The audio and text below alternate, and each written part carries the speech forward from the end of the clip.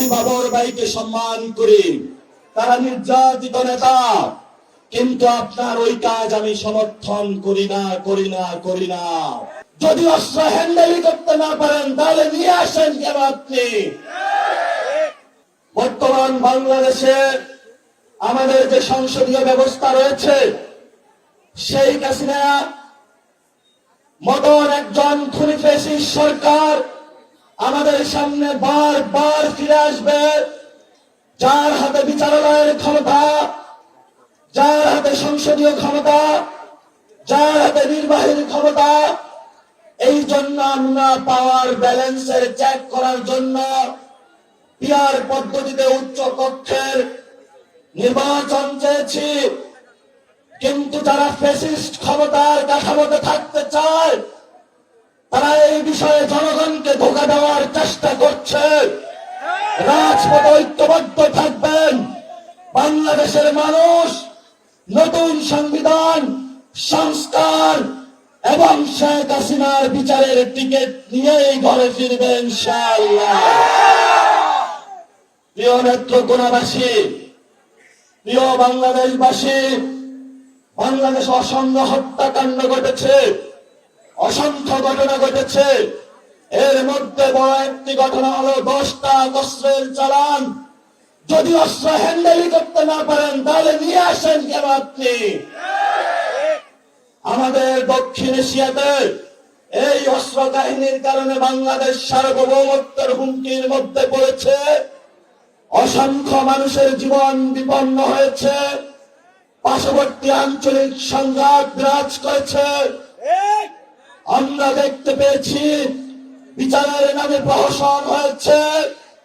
আমরা ভবিষ্যৎ বাংলাদেশে যারা সরকারি প্রশাসনে রয়েছেন, রাজনৈতিক চেয়ারে আসবেন, তাদেরকে বলতে চাই, ভবিষ্যৎ বাংলাদেশে সার্বভৌমত্বের উপর আঘাত আসে এমন কোন অযাচিত সিদ্ধান্ত আপনারা আর নিবেন না। আমি বাবর ভাইকে সম্মান করি, তারা নির্যাতিত নেতা, কিন্তু আপনার ওই কাজ আমি সমর্থন করি না। আপনার এই কাজের কারণে বিএনপি ক্ষমতায় আসতে পারে নাই। হাসিনার মতন একজন খুনি ফ্যাসিস্ট ক্ষমতায় এসেছিল। 15 বছরে যারা বিএনপির নেতা কর্মী নির্যাতিত হয়েছিল, আমার ভাইদের উপর রক্ত চালিয়েছিল, গুলি চালিয়েছিল।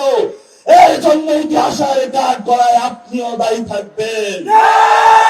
আমরা শান্তি চাই, আমরা অশান্তি চাই না। বাংলাদেশে যদি কোনো ব্যবস্থা নেওয়া হয়, সেই ব্যবস্থা সঠিক নিয়মে নিতে হবে।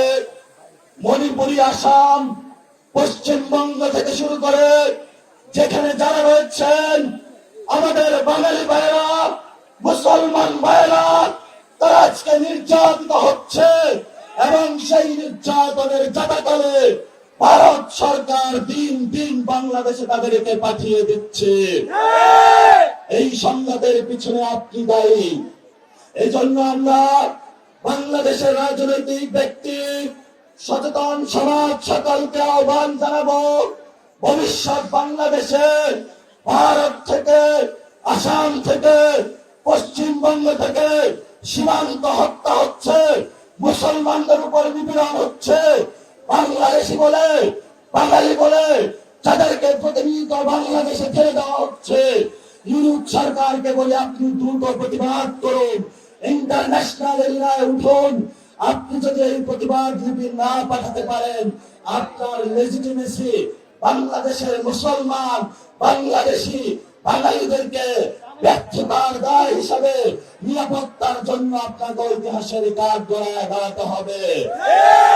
নেত্রকোনাবাসী কথা অনেক বলেছি। আমরা শান্তি চাই, আমরা যুদ্ধ চাই না। আমরা মানুষের অধিকার চাই, আমরা মানুষের শান্তি চাই, আমরা মানুষের সাম্য চাই, আমরা মানুষের মানবিক মর্যাদা চাই, আমরা মানুষের ন্যায় বিচার চাই, আমরা নারীদের অধিকার চাই, আমরা আলেমদের অধিকার চাই, আমরা একটি সুন্দর বাংলাদেশ উপহার দিতে চাই। সেই লড়াই নেত্রকোনাবাসী আমাদের সাথে থাকবেন, বাংলাদেশ আমাদের সাথে থাকবেন। জয় হবে, ইনকিলাব জিন্দাবাদ।